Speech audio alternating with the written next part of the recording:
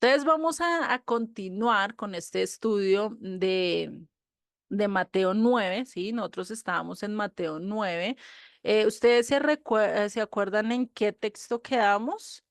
Es que no revisé antes de entrar, denme un segundo. En Mateo 9:11. Ay, gracias, Solecito. Eres un amor. Listo. Entonces, vamos a leer varios versos anteriores, ¿sí? A los que pues estamos como para tomar el contexto, ¿sí? De dónde íbamos, ¿sí? No para no perdernos. ¿M? Entonces, vamos en Mateo 11, vamos a leer desde el verso 9, ¿sí? Que es donde es bien este llamado de Mateo y que pasan ciertas cosas después de que hace ese llamado, ¿sí? Y vamos a leerlo desde el verso 9 como para tomar otra vez en donde nos quedamos, ¿sí? A retomar todo. Dice el verso 9. Pasando Jesús de allí, vio a un hombre llamado Mateo que estaba sentado al banco de los tributos públicos y le dijo, sígueme, y se levantó y le siguió. Realmente una de las actitudes en cuanto a todos los discípulos que me han asombrado y que yo digo, ¿seré yo capaz de hacer esa misma decisión que tomó Mateo? Y es que no lo pensó dos veces, no dijo, acá tengo mi riqueza, yo qué voy a hacer con ella. No pensó nada, sino nomás al ver, yo creo que algo vio en la mirada de Yeshua, algo vio en las palabras de Yeshua, que de una vez cogió, dejó todo tirado y se fue. No siquiera le dijo al encargado, mira, acá te dejo, o no vio algo para atrás, sino que de una vez se levantó y lo siguió. O sea, es un cambio radical que nosotros a veces lo pensamos, ¿sí? El que Dios nos llame a nosotros y nos diga, mira, es que te tienes que ir a Japón y tienes que ir a hablar allá. ¿Será que tú lo harías de inmediato? ¿Tomarías una decisión ya? ¿No pensarías y qué voy a hacer con los tiquetes? ¿Cómo voy a hablarle a esa gente? Yo no conozco su idioma. ¿Qué voy a hacer aquí? ¿Qué voy a hacer allá? ¿Cierto? Se nos vendría en ese momento mil preguntas, mil cosas que hacer. Y a veces, no sé, yo digo, si tuviera la oportunidad de hablar con Mateo, le preguntaría, venga, ¿usted qué estuvo pensando o qué sintió en ese momento para coger, levantarse y de una vez irse con el Mesías, ¿no? Entonces, esa es una actitud muy bonita y que todos deberíamos tener, o sea, no apegarnos a lo que tenemos en este mundo, a las cosas materiales, a lo que nos rodea, sino apegarnos a lo que es la instrucción del Eterno, ¿no? Que pues a veces no es tan fácil, a veces no es de literal, voy a seguirte, como lo llegó a decir Pedro, no, yo te sigo hasta el fin del mundo, donde tú vayas y es a la cárcel posible, yo te sigo, pero a la hora de mostrar con hechos lo que estaba diciendo que pasó, lo primero que hizo fue eh, negarlo, lo primero que hizo fue decir yo con ese hombre nunca estuve y no lo dijo nomás así con estas palabras simples, sino con maldición, con groserías. Hagan de cuenta como una persona que es cristiana y está negando todo y empieza a hablar de todo, así como decimos acá en Bogotá, empieza a hablar ñerito, ¿sí? Empieza a hablar con las peores palabras y diciendo, no, yo no soy o yo no estoy con él, ¿sí? Imagínate, o sea, eso es algo que, o sea, se nos sale de nuestra cabeza y pues por eso a Pedro le dolió mucho eso que hizo después, por eso lloró amargamente, ¿no? Y vemos que acá tenemos esa actitud de no decir nada, sino una actitud de hacer, ¿sí? Porque a veces somos de los que hablamos mucho, pero hacemos poco, ¿cierto? Y deberíamos hacer lo contrario. Menos hablar, más hacer. Es decir, menos decir y corregir a la gente, sino mostrar más con ejemplo que con las palabras, ¿sí? Y sigue en el verso 10. Y aconteció que estando él sentado a la mesa en la casa, he aquí que muchos publicanos y pecadores se habían venido y se sentaron juntamente a la mesa con Jesús y sus discípulos. Entonces acá recordemos que a Jesús pues le decían comelón, bebedor, ¿sí? Y que se la pasaba con los gentiles, o sea, para los fariseos, para todas estas élites o la clase alta que había en esa época o para los líderes religiosos, ¿sí?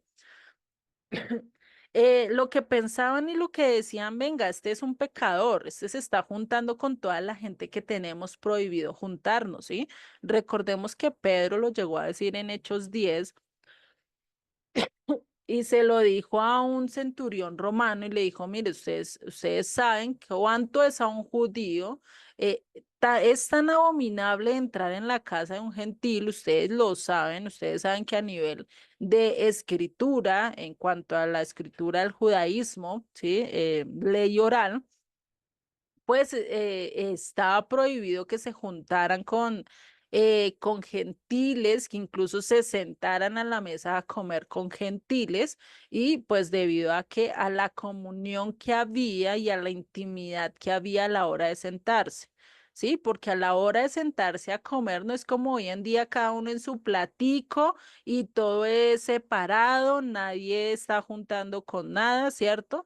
No, sino es típico y yo se los he dicho, es como hoy en día las comidas de los coreanos, ellos ponen todos sus platos ahí y todos van metiendo sus palillos donde lo que quieren comer, ¿sí? Y pues imagínate, el palillo pues ya tiene la saliva del uno y así sucesivamente, pues todos están comiendo del mismo plato, ¿sí? No es cada uno por aparte, ¿sí? Y pues eso requiere mucha más intimidad, porque tú no con cualquiera vas a tener tipo de escenas así, ¿cierto? Entonces, esto es algo que vemos acá y que Yeshua pues desde un principio mostró que él no venía hacer elitismo, que él no venía a hacer acepción de personas, sino que él venía era a rescatar aquello que se había perdido, ¿sí? Acá vemos cómo él empezó a obrar y a dar ejemplo de todo lo que él nos había enseñado desde Mateo 5:3, incluso desde antes, en sus primeras letras rojas, y acercados, porque el reino de los cielos se ha acercado, arrepentidos más bien, porque el reino de los cielos se ha acercado, yo estoy cambiando los textos. Entonces, sí, tenemos que mirar y ver y andar con esta actitud del Eterno, ¿sí? O de Yeshua, no me voy a preocupar tanto por los que están salvos, ¿por qué? Porque pues ya están con Dios, sino que también tengo que ir por aquellos que se están perdiendo, por aquellos que no conocen de las palabras del Eterno, que no conocen los principios del Eterno. Eso no quiere decir que voy a descuidar a aquellos que ya conocen, ¿sí? Por lo menos en mi llamado de la enseñanza, ¿sí? Y como les dije ahorita, si están dispuestos a seguir y a aprender más del Eterno entre nosotros, pues lo podemos hacer y hasta que Dios pues lo permita, ¿sí? Eso es algo que yo sí tengo y así sea con una sola persona, si sigue estudiando, ahí voy a seguir firme y dedicándole tiempo, ¿sí? Entonces, eso es algo que Jesucristo lo hizo de manera mucho más amplia, de manera mucho más efectiva. ¿Sí? ¿Por qué? Porque él estaba con todos ellos, comía con todos ellos, incluso le dijo a Zaqueo, a aquel que también era cobrador de impuestos, pero él incluso no era solo como Mateo, cobraba el impuesto y ya, sino que él también le cobraba de más, era un poquito más usurero, por así decirlo, ¿sí? Y pues hasta se sentó con él, ¿no? Vemos todo este énfasis de que pues realmente acá vemos que Jesús no hace acepción de personas, ¿sí? Y que es algo que para la época sí se daba la diferencia entre gentiles y judíos, no se podían mezclar, no se podían unir, ¿no? Y sigue en el verso 11. Por eso vea lo que pasó con los fariseos en el verso 11. Dice, cuando vieron esto los fariseos, dijeron a los discípulos, ¿por qué come vuestro maestro con los publicanos y pecadores? Y ellos no lo estaban refiriéndose a porque estaba prohibido en las escrituras como tal, sino porque estaba literalmente prohibido en la ley oral, ¿sí? En la ley oral estaba prohibido que se juntaran junto a pecadores, estaba prohibido que se juntaran junto a gentiles, estaba prohibido debido a qué? Debido a todo lo que había pasado a nivel histórico, ¿sí? O sea, ellos tampoco no lo hacían porque sí, sino pues tenían también un porqué.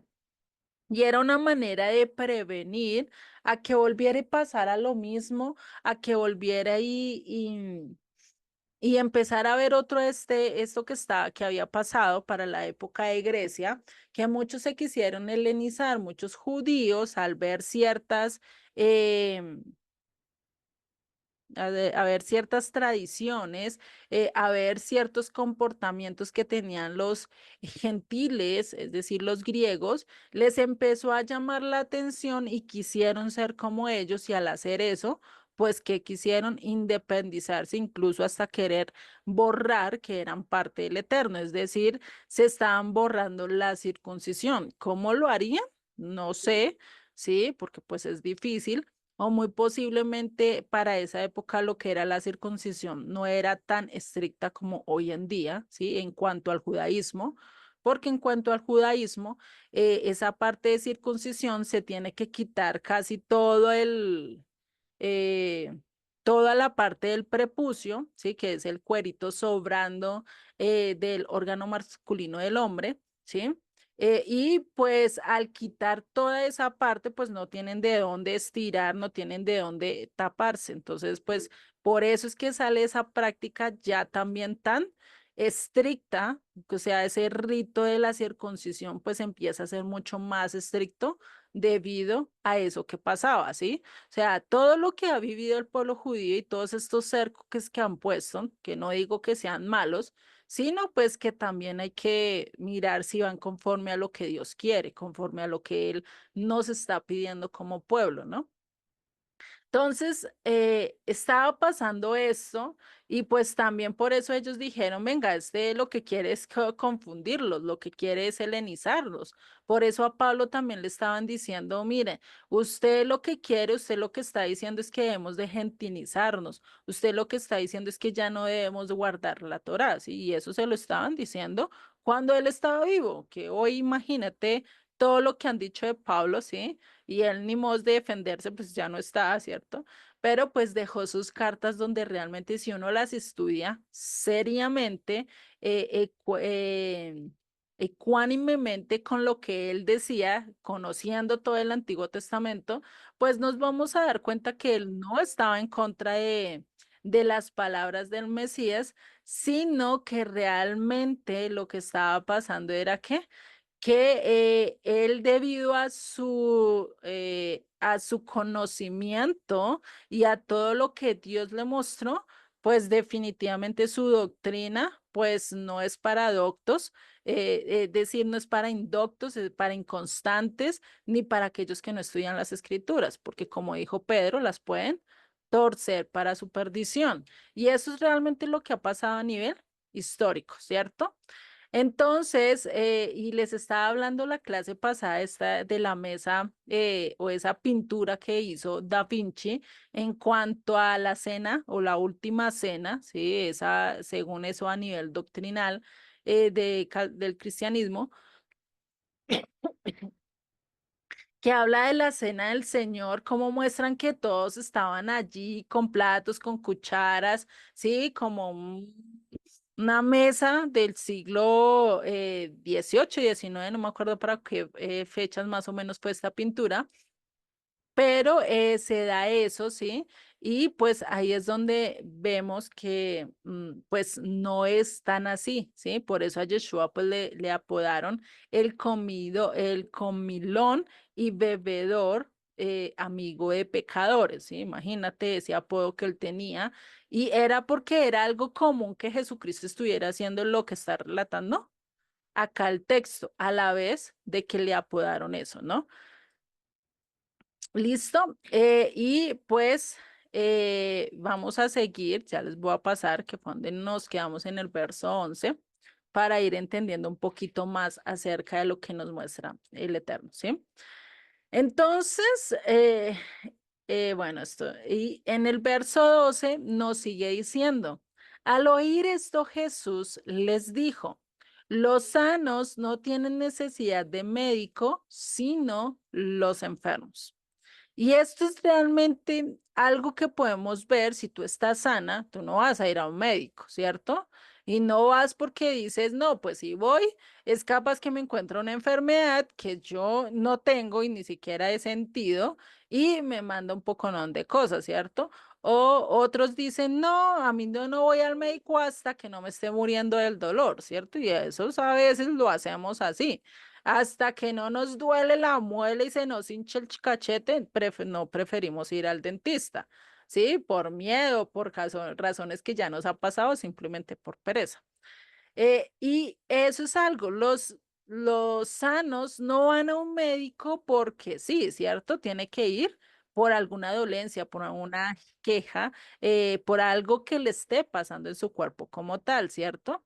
Por eso Yeshua daba este ejemplo al decir que él no va a aquellos que ya conocen la salvación, aquellos que tienen la salvación, sino que va a ir a buscar lo que se perdió, aquellos que están en medio del pecado, aquellos que no conocen de Dios y que ese era su énfasis de rescatarlos, de sanarlos, de limpiarlos, ¿sí? Y demostrarles su amor, mostrarles que podían tomar otro camino y volver directamente a lo que Dios les quería decir, ¿sí? Y eso es lastimosamente lo que nosotros tenemos la tendencia de hacer y es que a través que vamos conociendo más las escrituras, nosotros nos vamos alejando un poquito más de todos los que están a nuestro alrededor, o puede que no sea nosotros el que nos alejemos, sino ellos se alejan de nosotros, pues a ver que no andamos por el mismo camino, por la misma dirección, ¿cierto? Pero pues eso no quiere decir que ya ahora ya no me voy a juntar con el borracho, que ya no me voy a juntar con mi amiga que dice mil palabrotas. No es eso, sino que antes debo estar más con ellos en el sentido de que yo pueda mostrarles una verdadera amistad, un verdadero consejo, donde le mostremos esas palabras de amor, esas palabras de misericordia que solo Dios podría dar y que sería una manera en que Dios nos podría utilizar, ¿no?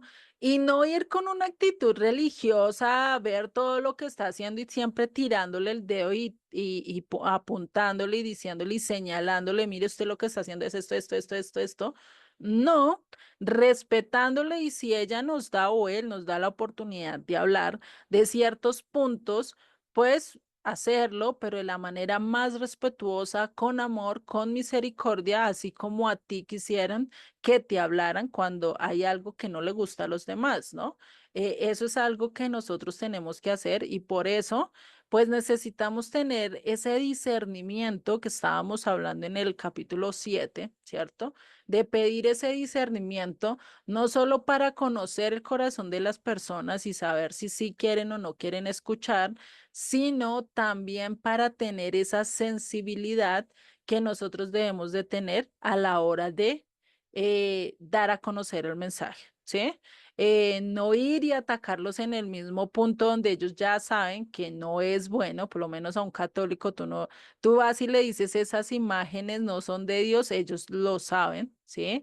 En su, hay ciertas cosas que ellos saben y mucho más de los protestantes. ¿Por qué? Porque por siglos se les ha venido apuntando, pues lo mejor no es ir directo a eso, sino ir directo y decirle, mira, yo quiero estudiar la Biblia contigo. Nos podemos sentar 10 minutos, una hora, lo que tú quieras, en un día a la semana y estudiamos la Biblia juntos. Es que quiero aprender y que saber tú qué piensas de cada una de las cosas y de cada una de las historias de la Biblia, ¿sí? Tú dices ser cristiano, si dices que la Biblia es tu primera o tu prioridad, pues ven, la conocemos juntos y estudiamos juntos las escrituras. Y como la vas a estudiar de acuerdo a lo que dice su contexto, pues de lógico que el pensamiento va a ser diferente porque no eres tú el que le estás apuntando, no eres tú el que les está diciendo las cosas, sino es quién. Dios. Dios es el que va a estar hablando, ¿sí? Y así como a veces nos muestra que estamos en actitudes malas, a veces nos muestra que estamos en actitudes buenas, a veces nos muestra ese amor tan grande y nos muestra que realmente no merecemos nada, pues eso mismo va a pasar con la persona, pero va a ir ¿qué? Paso a paso. Va a ir suavecito, así como el Eterno nos trajo a cada uno de nosotros. No creo que nos haya traído así directamente como lo hizo con alguno de los hombres de las Escrituras o como lo hizo Nehemías en su llegado momento con ciertos líderes y los cogió de los pelos, de las greñas, los regañó y los puso donde tenía que ponerlos, ¿sí?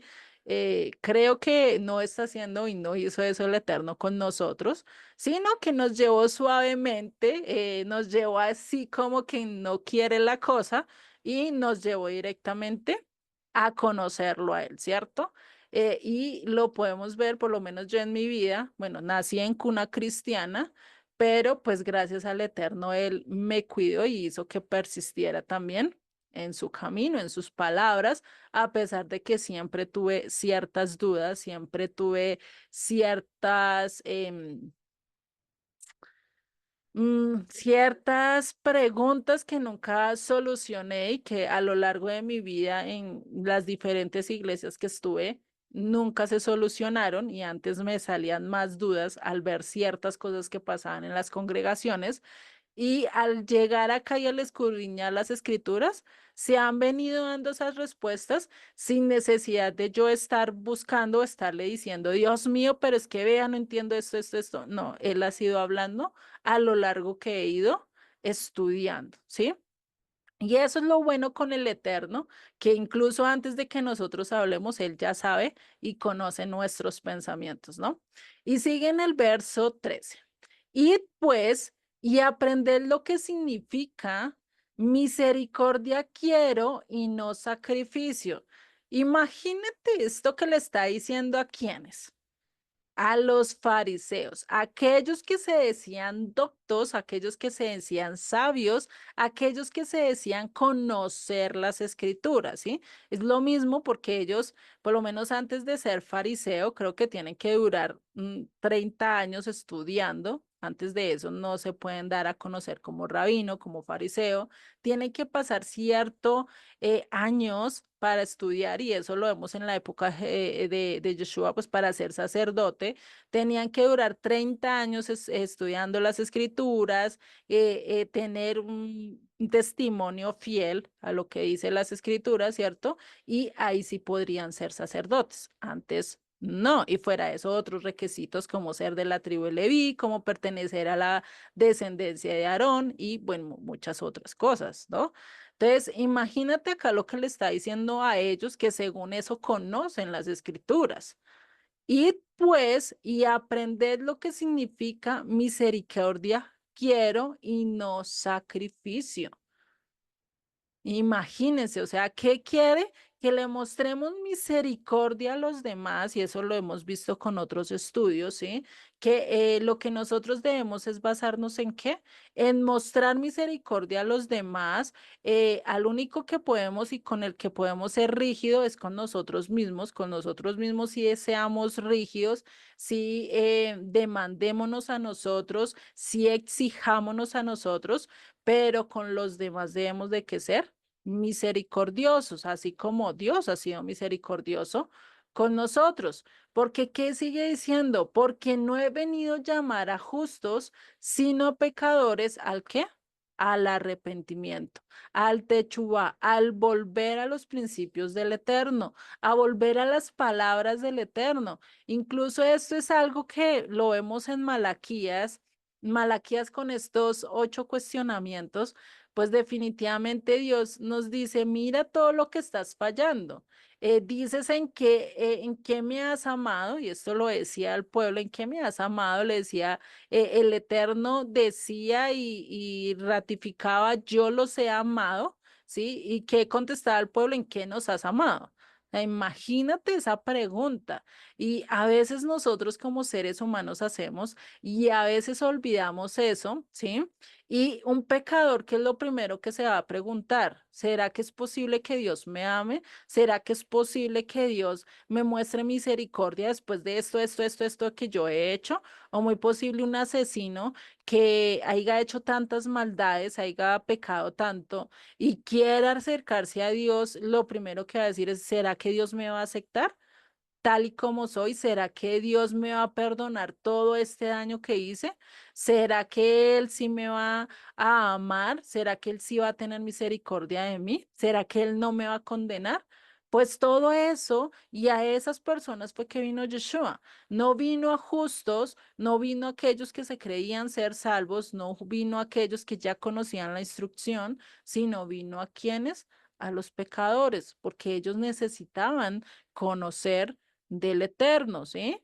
Ya nosotros, ya Dios nos llamó a nosotros, ya Él nos está mostrando qué debemos de hacer. Lo que ahora tenemos que empezar a hacer es que mostrar misericordia a los demás, ¿cierto? Y realmente, y algo que dicen los rabinos es que dicen que el segundo templo, pues se conoce que fue destruido porque por el odio gratuito que ellos infundieron.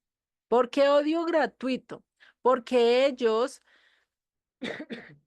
porque eso significaba que cualquier cosa que los otros hacían, que no soportaban, que veían mal en los demás, pues de una vez lo acusaban, de una vez señalaban, de una vez iban en contra de las personas, ¿sí? Y pues era algo que ya los demás no soportaban y pues se levantó todo esto que venimos hablando como la destrucción del segundo templo, ¿no? Y esto pues es sin duda algo que el Eterno nos ha infundado es que a que mostremos amor. Sin amor, todo va a ser destruido. Tú en una familia, en un par de esposos que no haya amor, que no esté fundada en el amor, pues que va a ser tarde o temprano, se va a quebrar, tarde o temprano no van a durar, ¿sí? Porque es como lo dice Primera de Corintios 13, ¿sí? Sin amor, pues seremos como címbalos que retiñen, hagan de cuenta un violinista que no sabe nada del violín y empieza a tocar cómo suena eso, como no sé, nomás de recordar cómo suena eso me chillan los oídos, ¿cierto? Entonces, es algo que no es grato, que no es bueno, que incluso dañan los oídos y eso es como cuando el trompetista también está empezando a aprender a tocar la trompeta y empieza a sonar esos oídos todos chillones, todos feos, ¿cierto? Pues eso es lo que dice que nosotros somos sin amor. Es como una casa sin cimientos, ¿sí? Sin cimientos, ¿qué pasa? Llega cualquier dificultad, lleva cualquier torbellino, cualquier tormenta y hasta ahí queda la casa, ¿cierto? Por eso la importancia del amor. Y algo que les puedo decir, el amor más que un sentimiento es una decisión, ¿sí? ¿Por qué? Porque las emociones pasan. El enamoramiento de primera vez pasa muy fácil y eso sí fue algo que entendí muy de un pastor que todavía le hallo la razón, porque él decía, el amor más que un sentimiento, no vas a durar todo el tiempo enamorado y los que están acá casados lo sabemos o que vivimos con personas lo sabemos, ¿cierto? Hay momentos en que vamos a querer coger del cuello a la otra persona y como que reaccione o del mal genio vamos a querer destrozarlo, ¿cierto? Y pues ahí es donde se muestra esa decisión de amor que tomamos, ¿cierto? Porque incluso hasta se nos va a aparecer personas mucho mejores que la persona que escogimos, se van a presentar personas mucho mejores y ahí es donde empieza también la decisión. Yo lo escogí a él, voy a ser fiel a él o definitivamente voy a hacer lo que no me llamaron a hacer. Por eso eh, más que un sentimiento, es una decisión que tú tomaste. Y eso mismo es lo que hacemos con Dios. Es una decisión de decir, ya no quiero seguir a todos estos dioses porque sé que el sol no me va a venir y me va a abrazar y me va a calentar y me va y me va a consolar, porque pues es el sol, si me abraza, pues me chamusco, ¿sí? O tampoco voy a la luna, me va a abrazar, me va a dar calor, porque si me abraza, pues antes me congelo y pues no hago nada, ¿cierto? A diferencia de Dios, Dios sí te consuela, Dios te abraza, incluso en momentos en que ni siquiera está alguien a nuestro alrededor para que nos abrace, Él nos abraza de manera muy bonita y lo podemos sentir y lo podemos entender, ¿cierto? Por eso, más que un sentimiento, más que una emoción del momento, debemos de tomar una decisión de amar a los demás, ¿sí? Y pues esto también nos ayuda, es a que el Eterno nos ayude a tener ese amor para con los demás, ¿no? Entonces, aquí Yeshua lo que trataba de hacer era que levantar ese tabernáculo caído de David, ese que nosotros también queremos levantar y que a lo largo de la iglesia y de la doctrina cristiana se enfatiza mucho, ¿sí? Yo por lo menos crecí, como les dije, crecí en cuna cristiana y desde un comienzo siempre escuchó, o se escucha, queremos un avivamiento que haya en todo el mundo, que se levante todo el mundo a seguir a Dios, pero que sea un avivamiento no solo de ciertas regiones, sino de todo el mundo, ¿cierto?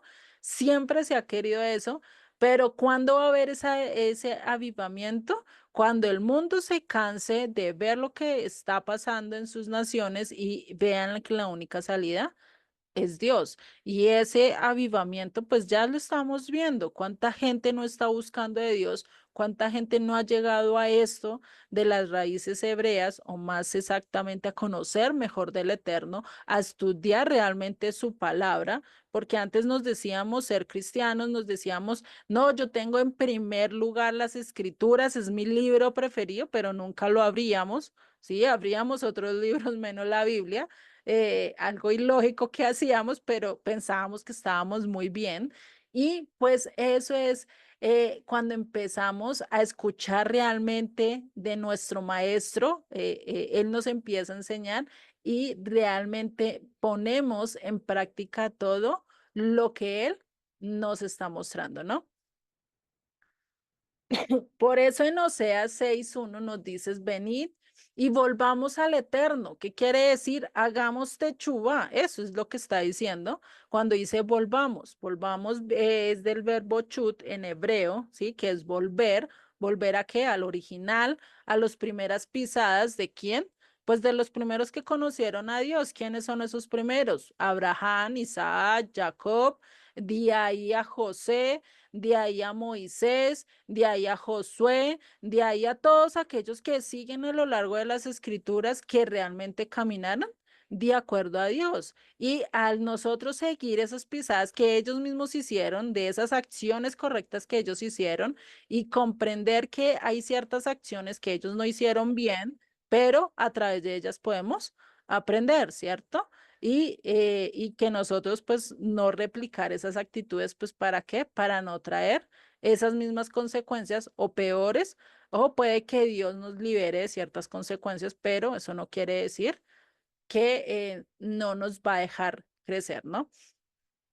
Entonces, por eso, el empezar a resucitar la nación y el empezar a hacer este avivamiento que tanto anhelamos, pues va a empezar ¿por dónde? Por la casa de Efraín,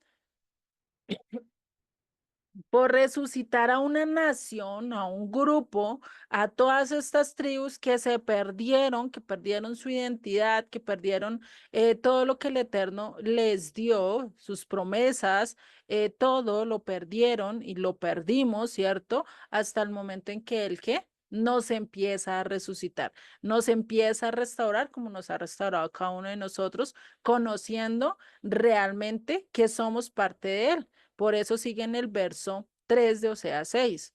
Y conoceremos y proseguiremos en conocer al Eterno como el alba está dispuesta a su salida, y vendrá a nosotros como la lluvia tardía y temprana a la tierra. ¿Qué haré a ti, Efraín? ¿Qué haré a ti, oh Judá? La piedad vuestra es como nube de la mañana y como rocío de la madrugada que se desvanece. ¿Sí?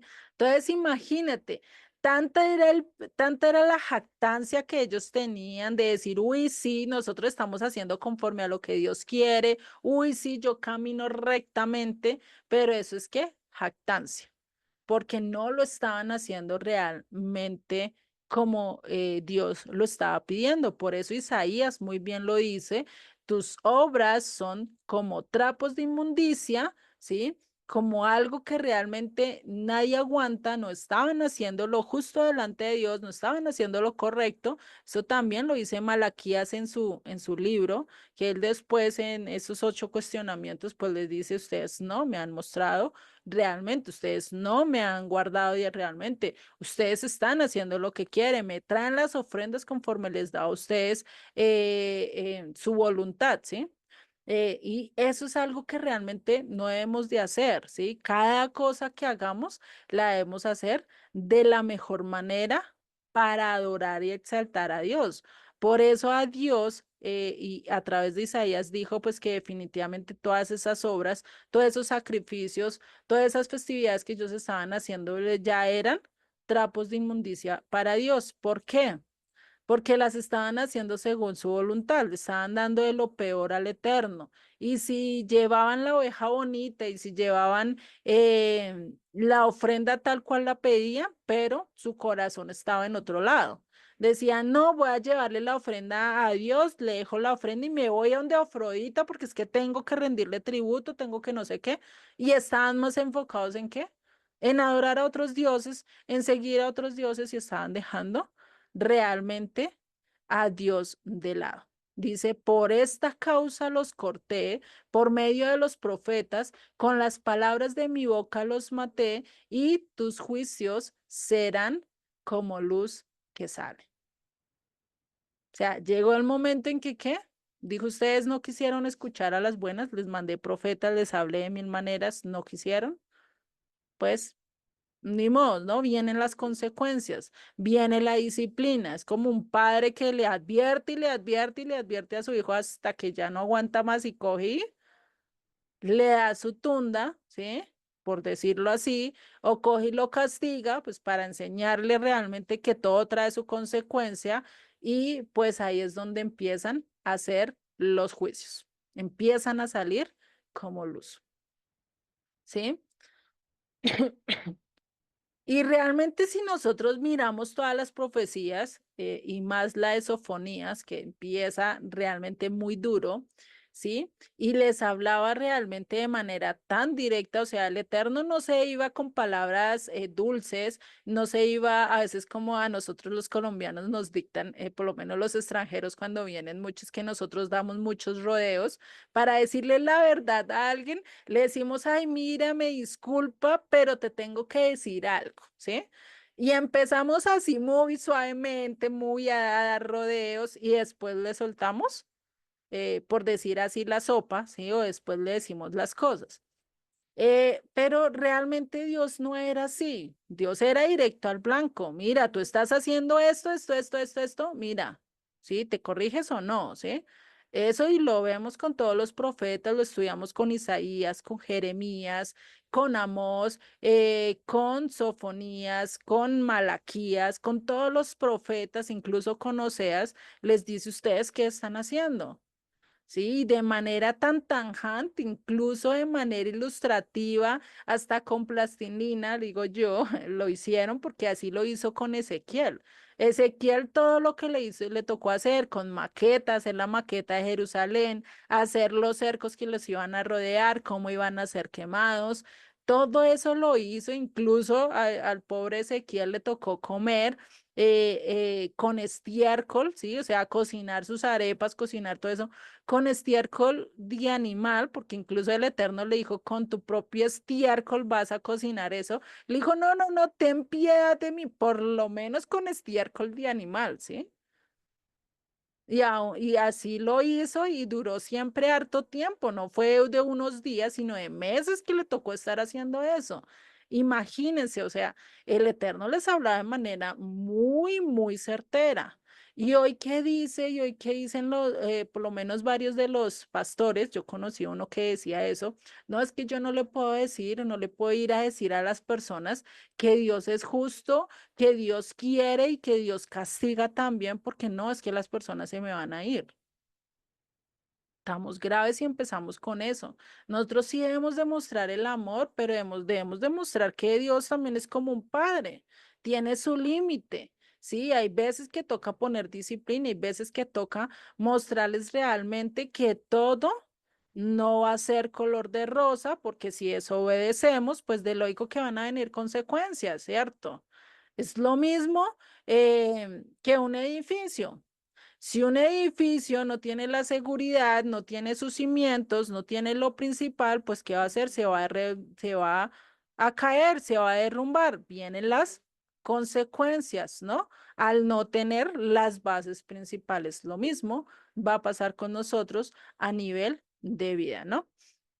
Por eso sigue en el verso 6, porque misericordia quiero y no sacrificio y conocimiento de Dios más que holocaustos. ¿Qué quiere Dios?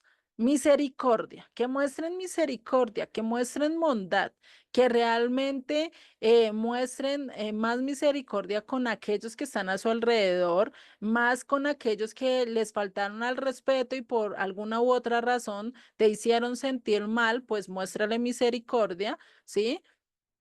En vez de ira, en vez de odio, en vez de eso, y dice también conocimiento de Dios más que holocaustos. O sea, Dios que más desea que oración, que diezmos, que todo eso, ¿qué es lo que más desea? Que le conozcamos en verdad, que sepamos quién es el Dios al cual estamos sirviendo. No,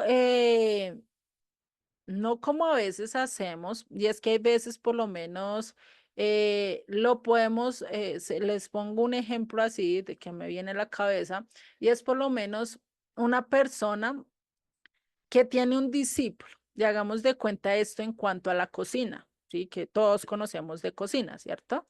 Entonces, digamos que es un chef que tiene el discípulo a alguien, ¿sí?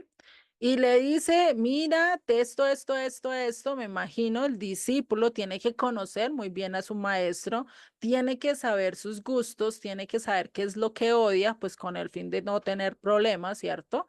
Y con el fin de poder agradar y poder tener una relación armoniosa, ¿no? Eso mismo hacemos con nuestros amigos. A nuestros amigos no les llevamos, por lo menos si no les gustan los ratones, pues no le vamos a llevar un hámster allá para que lo cuide. Porque pues lo primero que va a decir, venga, ¿usted qué? ¿Sí? Si está bromeando, venga, no me haga esas bromas, ¿cierto? O sea, ¿sí? Entonces necesitamos conocer, si nosotros nomás para entablar una amistad, para entablar algo, empezamos a conocer la persona y empezamos a preguntarle sus gustos o empezamos a ser muy observadores, qué le gusta, qué no le gusta, cómo le gusta tomar el café, si le gusta con sal, si le gusta con azúcar o le gusta sin nada, ¿sí? Uno no sabe, casos se han visto y cosas así por el estilo, pero necesitamos saber qué. Conocer a Dios, conocer qué es lo que le gusta y qué es lo que no le disgusta. Al conocerlo, pues realmente vamos a poder ser y dar lo mejor de nosotros. Y esto era algo que el pueblo estaba haciendo. El pueblo no conocía a Dios. El pueblo no entendía sus palabras. El pueblo no conocía realmente lo que Dios le pedía y por qué les pedía eso, sino que iban con una actitud de arrogancia, de prepotencia, de decir, uy, no, yo tengo la solución, yo soy el que doy la salida, voy, le llevo este becerrito aquí, cumplo con él y le cumplo con otro Dios y ya tengo todo solucionado. ¿Y será que eso es así? ¿Será que con la cocina nosotros somos así? No, a este le echo tomatico y a este le echo esto, pero ni siquiera lo hacemos con amor, sino con, uy, ay, hagámosle esto y hagámosle esto. ¿Será que esa cocina o esa comida va a saber rico? ¿Ustedes qué me pueden decir? No, ¿cierto? No va a saber nada rico. Antes vamos a decir, oiga, venga, esta comida porque sabe así como tan raro. Pues porque no se hizo con amor, ¿no? Y algo que sí dicen y se dice siempre de la buena cocina es que, uy, esta comida sí se hizo con un gran amor, ¿cierto? Porque sabe muy rica, a pesar de que tengan los mismos ingredientes. No es lo mismo una persona que cocine y que no le guste casi la comida, o cocinar más bien, que no le guste casi cocinar, a una persona que le encanta la cocina y se la pasa ya metido y con cualquier cosa hace un manjar, ¿sí? A una persona que no le gusta la cocina y está haciendo las cosas y hasta a veces le salen más mal, ¿cierto? Que bien. Entonces, a eso es algo que nosotros tenemos que entender, ¿no? El amar más a Dios, el conocerle realmente, ¿sí? El quererle agradar a pesar de que no entendamos las cosas. Por eso en Isaías 58:3, ¿qué nos dice? Dice, porque dicen, ayunamos y no hiciste caso. Humillamos nuestras almas y no te diste por entendido. He aquí que en el día de vuestro ayuno buscáis vuestro propio ¿qué? Vuestro propio gusto y oprimís a todos vuestros trabajadores. He aquí que para contiendas y debates ayunáis y para herir con el puño inicuamente. No ayunéis como hoy para que vuestra voz sea oída en alto. Es tal el ayuno que yo escogí, que de día aflija al hombre su alma, que incline su cabeza como a junco o y coma como, perdón, y haga cama de silicio y de ceniza. ¿Llamaréis esto ayuno y día agradable al Eterno? ¿No es más bien el ayuno que yo escogí, desatar las ligaduras de impiedad, soter la carga de la opresión y dejar libres a los quebrantados y que rompáis todo yugo? ¿No es que partas tu pan con el hambriento y a los pobres errantes albergues en casa? Que cuando veas al desnudo lo cubras y no te escondas de tu hermano. Imagínate estas preguntas que está haciendo el Eterno.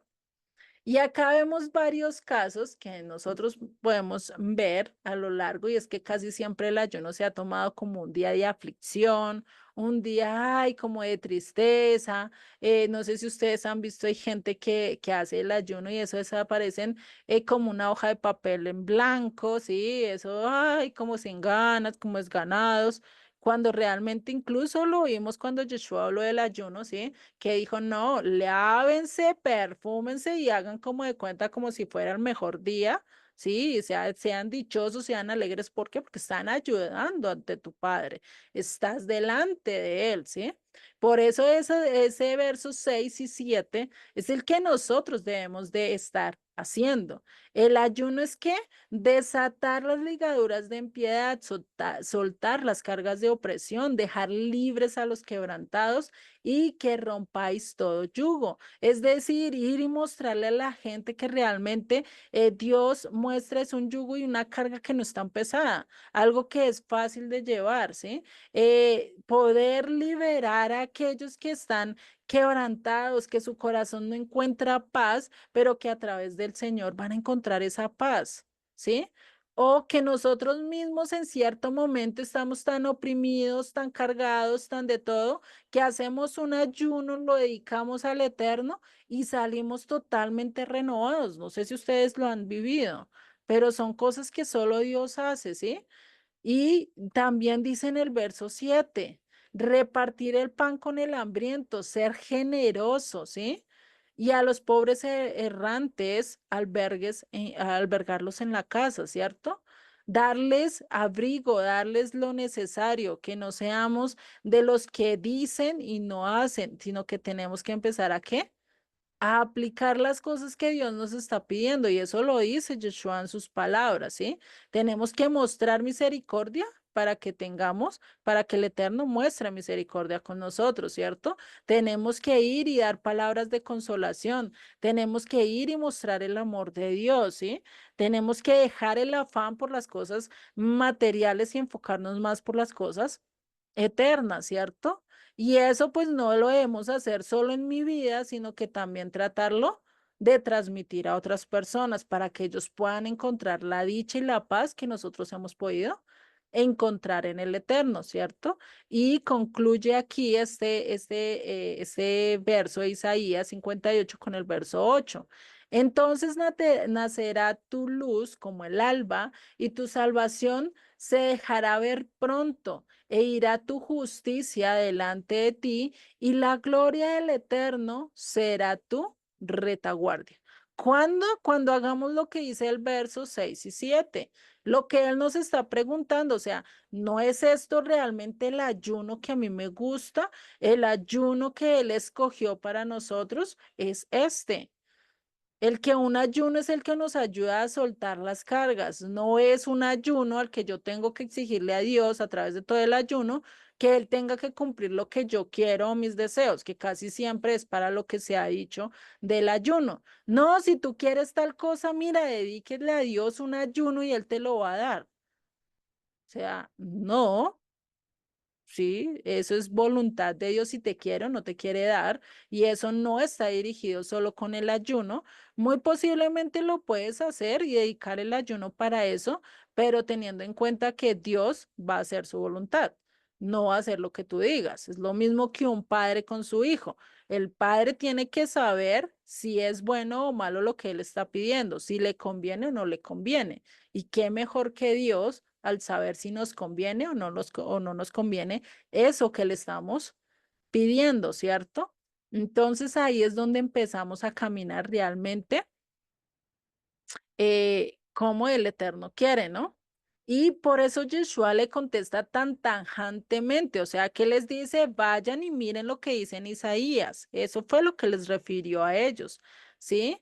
Que consideran realmente ser los más santos, los más puros, que mejor dicho, ellos no se mezclaban con publicanos, con paganos, con pecadores, porque eso no se debía hacer cuando en las escrituras realmente lo que más se busca es que mostrar salvación a los demás, ser luz en medio de las naciones. Yo no tengo que esconder la luz de la que me salvó debajo del almud, debajo de la cama, y no mostrarle la salvación a otros, porque yo sería ¿qué? Envicioso, sería que todo es para mí cuando realmente Dios no quiere que seamos así. Y ese fue uno de los principales problemas de Israel, el tener esa jactancia y esa arrogancia de decir nosotros estamos bien, tú estás mal. El decir no, nosotros, esto es de nosotros y no lo podemos compartir con otro, cuando realmente Dios desde un principio, desde Génesis, nos muestra que Él no hace acepción de personas. Y lo podemos ver incluso con el primer patriarca que es Abraham. ¿Abraham de dónde era? ¿Será que era israelita? ¿Será que ya era judío en su momento? Pues no, ni siquiera los judíos aparecían o se creían que estaban, ¿no? Yo creo que ni siquiera estaban en sus planes todavía, o sea, Abraham ni siquiera sabía que de él iba a venir el judaísmo, por así decirlo, ¿sí? O sea, eso no estaba en planes todavía. Dios escogió a un gentil, a un pagano, a alguien que no conocía de Dios, a alguien que ya llevaba la mayor parte de su vida en medio de ídolos, en medio de paganismo, que muy posiblemente sí conocía del Eterno, que muy posiblemente sí conocía las palabras de Dios. ¿Por qué? Porque no rehusó a seguir a Dios, no le puso excusas, no dijo, venga, ¿y tú quién eres? ¿Qué es lo que tú quieres? ¿Qué es lo que tú me enseñas? No, que hizo, escuchó la voz de Dios y de una vez hizo lo que Dios le pidió, ¿cierto? Pues por eso, porque hubo antes algo que le impactara en su vida y algo que realmente hiciera trascendencia en su vida. Y sigue en el verso 14, este capítulo 9. Dice, entonces vinieron a él los discípulos de Juan diciendo, ¿quién era Juan? Este Juan es Juan el Bautista, ¿sí? Que recordemos que antes de Jesús, pues estaba Juan el Bautista, estaba preparando el camino de la llegada de Jesucristo y él manda a unos de sus discípulos a preguntarle algo a Yeshua. ¿Qué vienen? Dice, porque nosotros y los fariseos ayunamos muchas veces y tus discípulos no ayunan. O sea, ¿por qué tus discípulos no ayunan? Nosotros ayunamos, los fariseos ayunan, todos ayunan, pero ¿por qué tus discípulos no están ayunando? Imagínate esto y acá ya empiezan esos conflictos de doctrina, esos conflictos que a veces nosotros tenemos, ¿sí? Que dicen, ay, mira, pero aquel dice esto, pero aquel dice lo otro, pero aquel no sé qué, y nos estamos enfocando en lo que dicen y hacen los demás, más no en lo que dice las escrituras. Por eso Jesús les respondió, ¿acaso pueden los que están de moda, los que están de bodas, tener luto entre tanto que el esposo está con ellos? Es decir, ¿qué le está diciendo? Ellos están con el Hijo de Dios, están caminando con Dios. Pues ¿para qué necesitan ayunar si pueden ir directamente a Él y decirle las cosas? ¿Sí? Es lo mismo que un ejemplo es por lo menos un padre con su hijo. Los dos están viviendo juntos, tienen todo el día juntos y el hijo llegara en un momento y dijera, ay, voy a hacer memoria de mi padre. ¿Será que sería, o sea,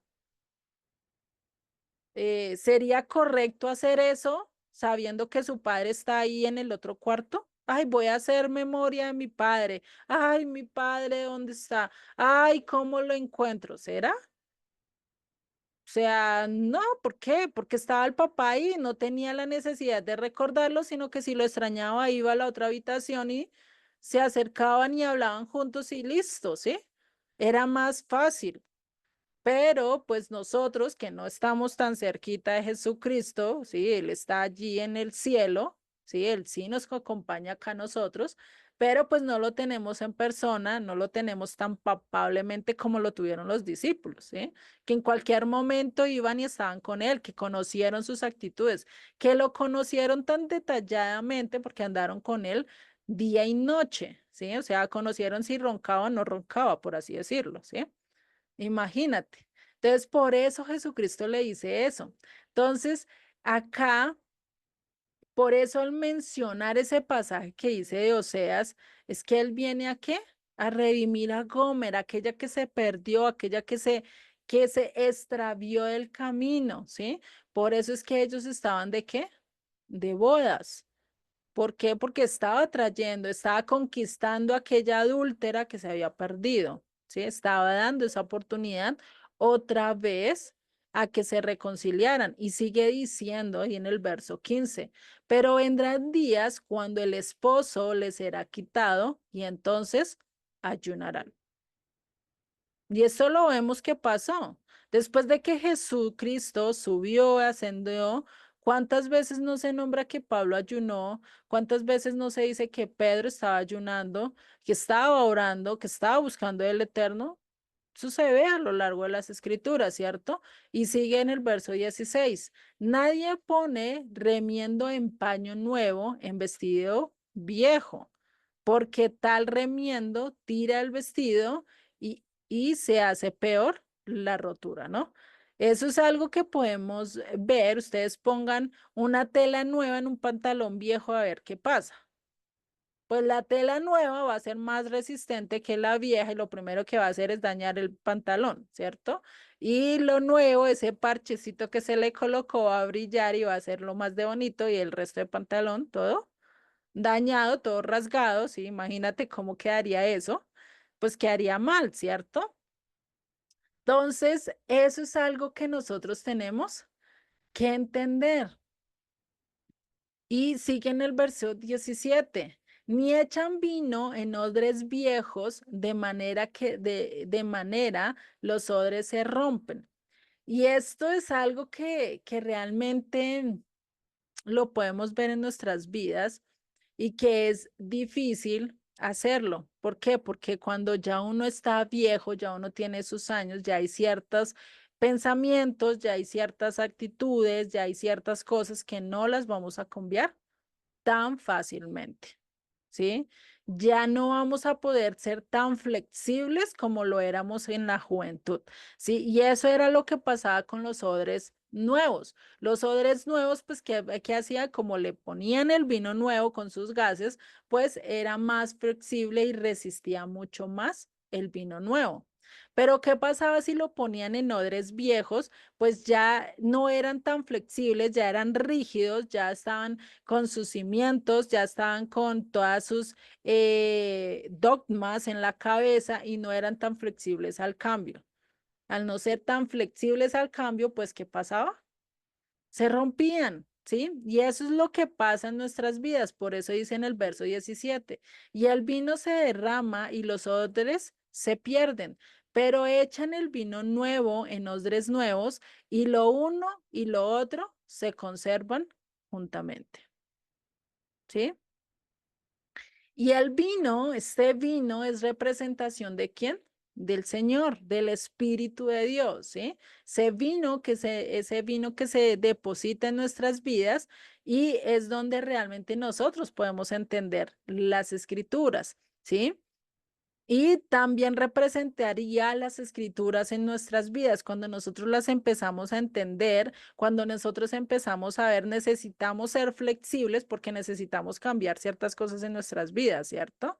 Nos empieza a decir, mira, tienes que cambiar esto y esto lo vimos con Mateo 5, 6 y 7, ¿cierto? Tantas cosas que nos dijo el Eterno, mira, esto es por aquí, mira, si tú estás haciendo esto, estás haciendo enojar a tu amigo, enojar a tu prójimo, pues eso está mal. Tú no tienes por qué hacerlos enojar, porque eso es digno y estarías transgrediendo uno de los 10 mandamientos. Él no matará, ¿cierto? Entonces, por eso viene acá y por eso es donde dice que él es el que va a poner la palabra y la va a depositar ¿en qué? En personas, en odres, esos odres serían ¿quiénes? Las personas. Y nosotros podemos ser tanto nuevos o viejos, esos odres nuevos o esos odres viejos, ¿sí? ¿Qué querría decir con un odre viejo?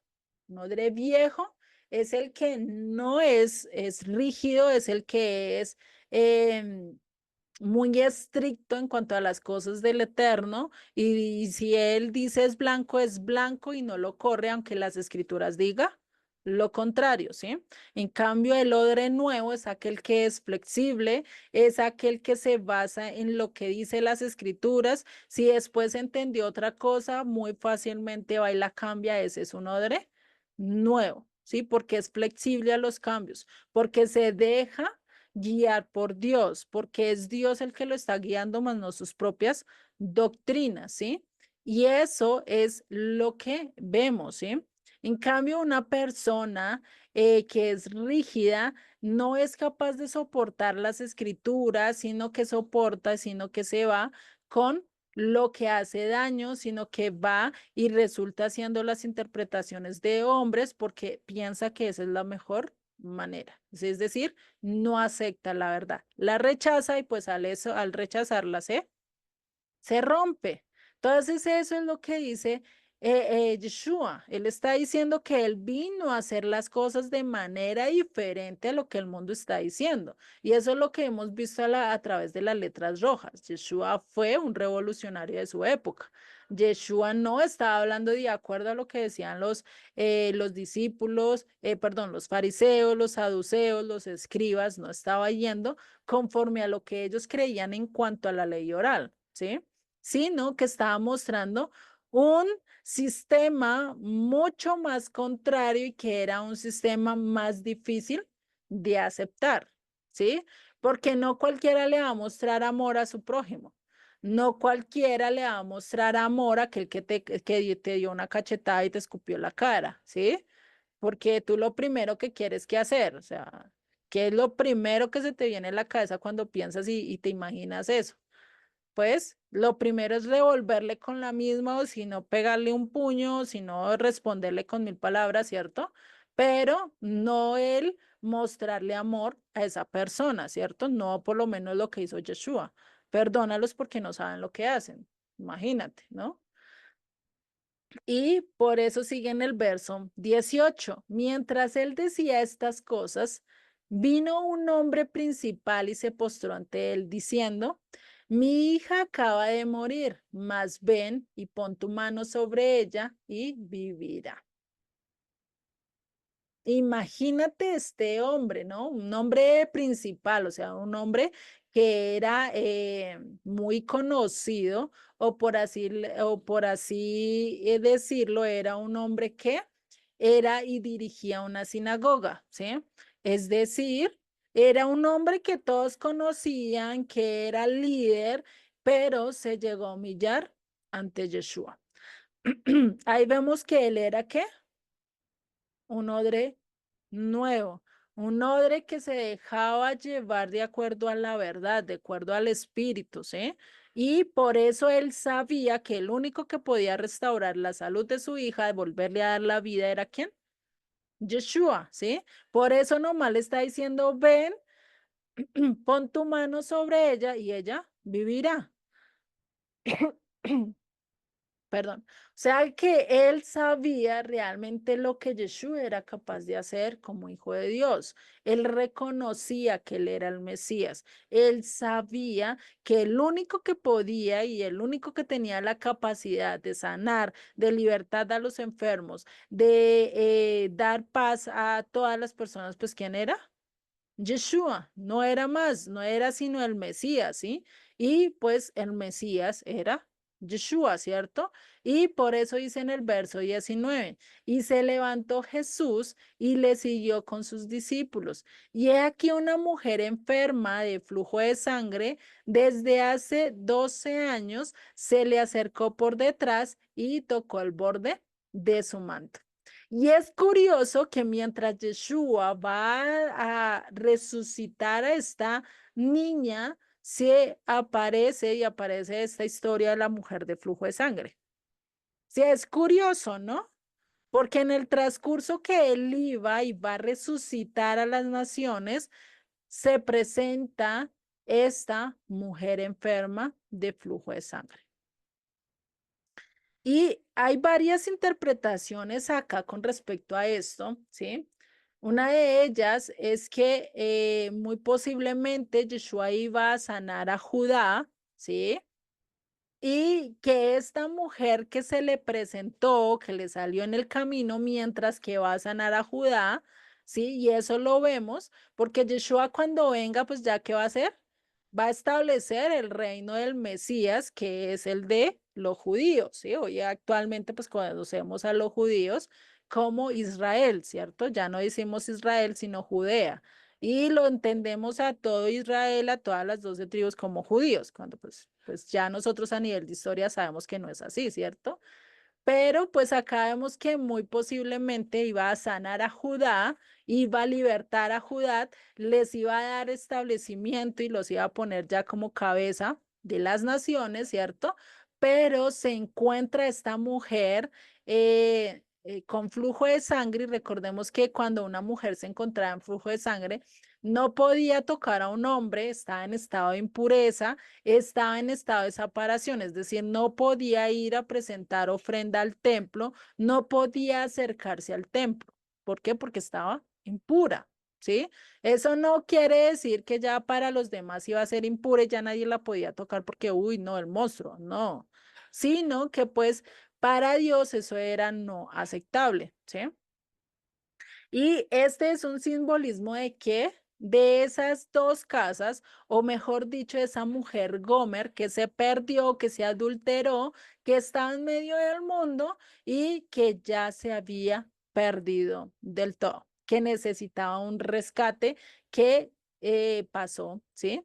Y esta mujer, ¿cuánto tiempo duró con este flujo de sangre? 12 años, imagínate. Y estos 12, pues es la representación de qué?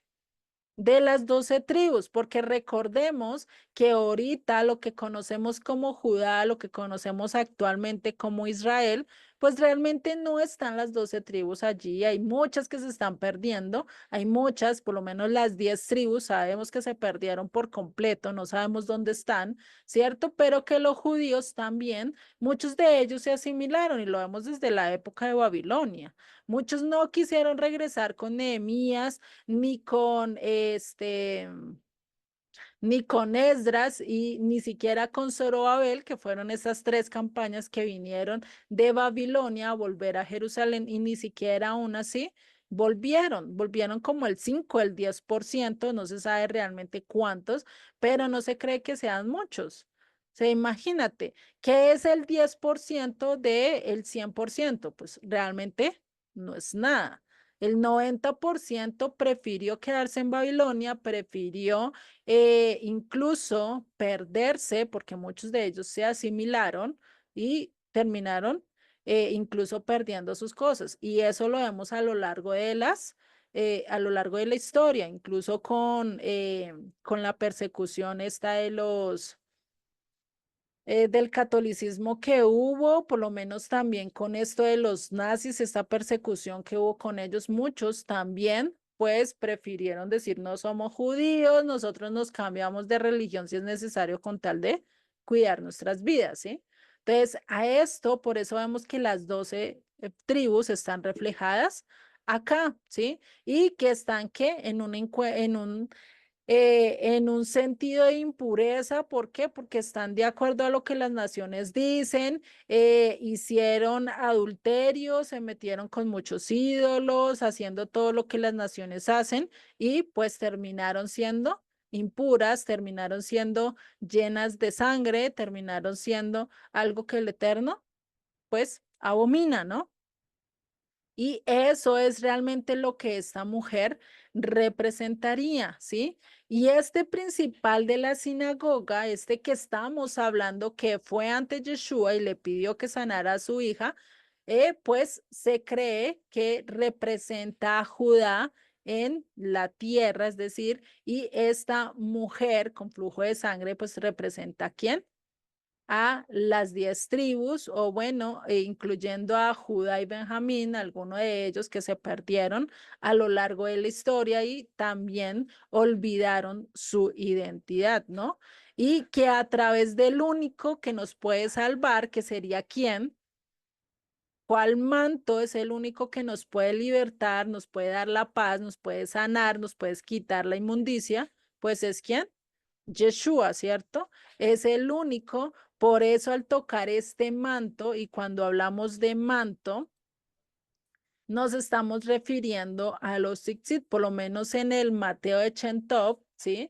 En esta versión dice en Mateo 9:20, nos dice, y aquí una mujer con un flujo de sangre de 12 años vino por detrás de él y tocó los tzitzit de su manto, ¿sí? Acá hay una pequeña eh, a nivel de gramática está mal. Entonces, si vemos, pues acá entonces es algo que realmente al tocar el manto, pues lo que realmente estaban tocando el tzitzit que representaba un recordatorio de qué, de los mandamientos. O sea, ¿qué quería decir ella al tocar los tzitzit y tocar ese borde del manto? Era decir, este hombre es justo y camina de acuerdo a los mandamientos y por eso es que yo voy a ser salva.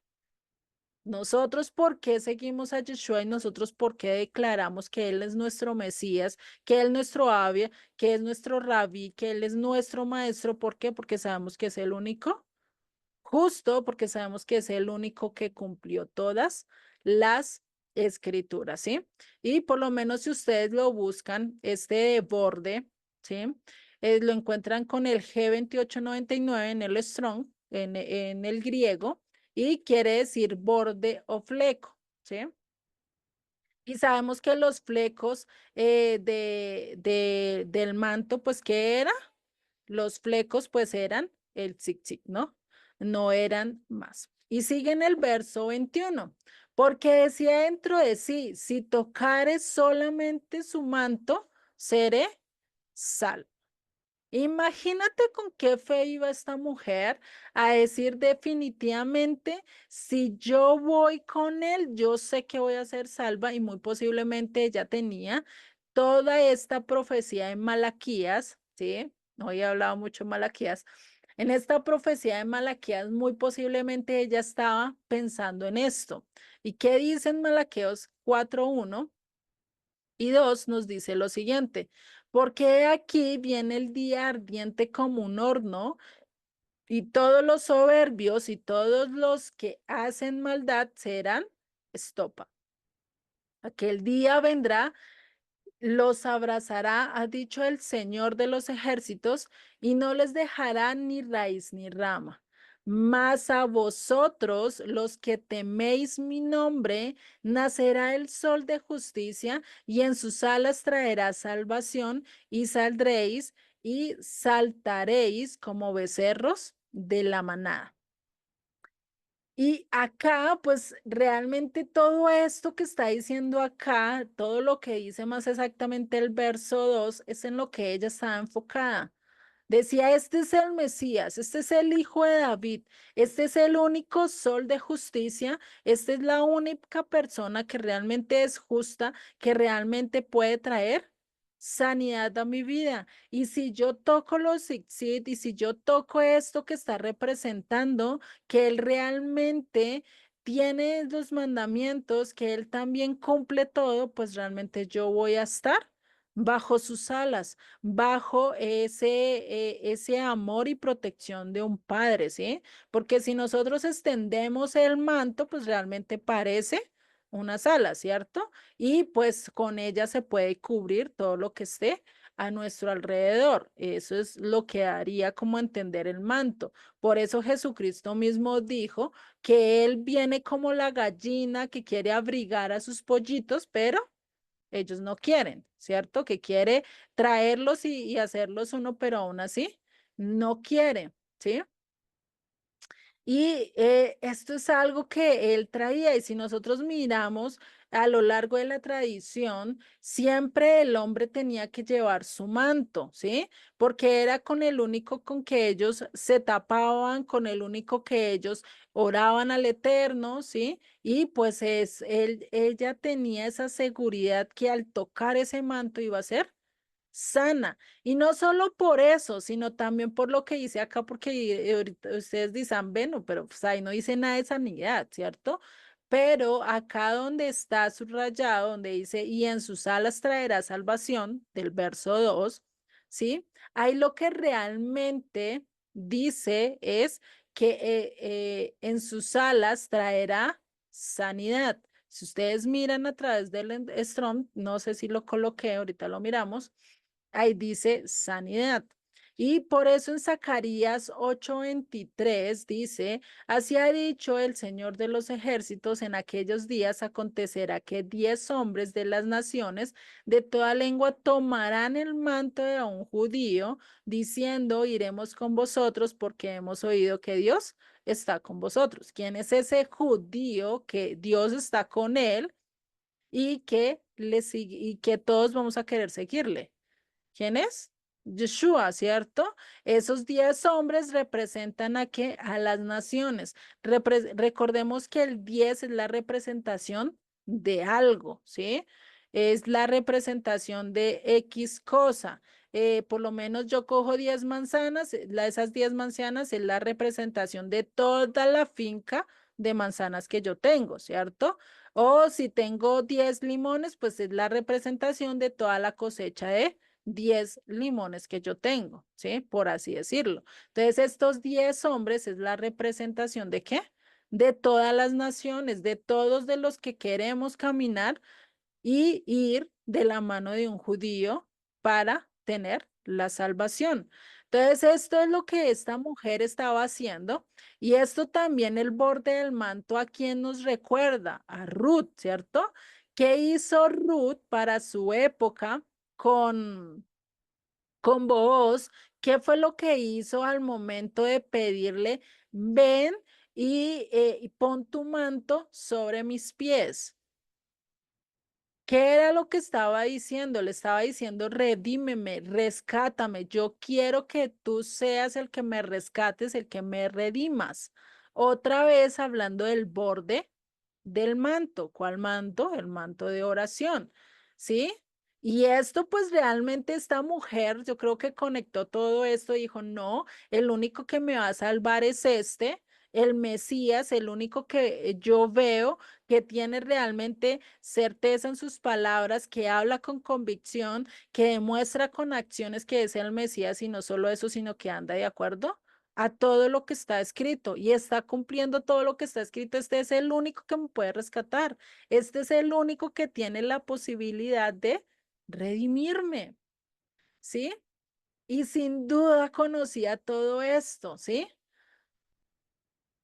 Y realmente esta mujer no podía acercarse al templo de acuerdo a lo que decía la Torá. ¿Por qué? Porque estaba inmunda.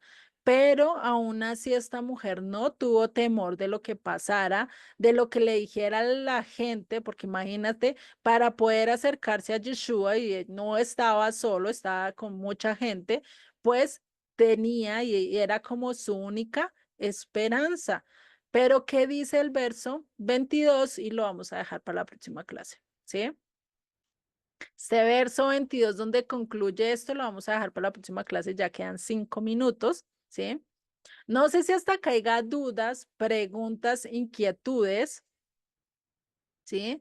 De lo que hemos venido viendo.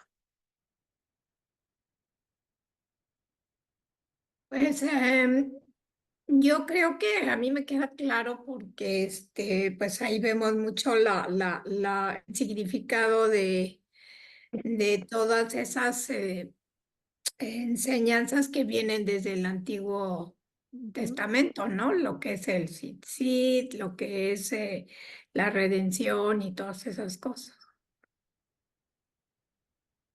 Vale, solicito. Bueno. Entonces, si ya no hay dudas, preguntas o inquietudes, pues vamos a orar, ¿sí? Y vamos a dejarle esto en manos del Eterno, que sea Dios el que ponga también esa fe y esa seguridad que tuvo esta mujer de decir, tú eres el único que me puede redimir, tú eres el único en que puedo confiar, tú eres el único en que puedo estar plenamente, ¿sí? Porque pues realmente, por eso hoy en día el decir no voy a rechazar a Jesús, pues es decir voy a rechazar la fe, voy a irme en contra de él y pues realmente estaríamos cerrando a la única puerta de entrada de esa redención de de esa salvación o esa sanidad que tanto todos esperamos, ¿no?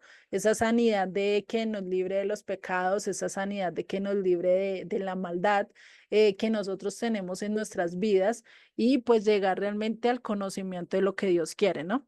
Entonces, pues oremos y finalizamos con el estudio de hoy, ¿no?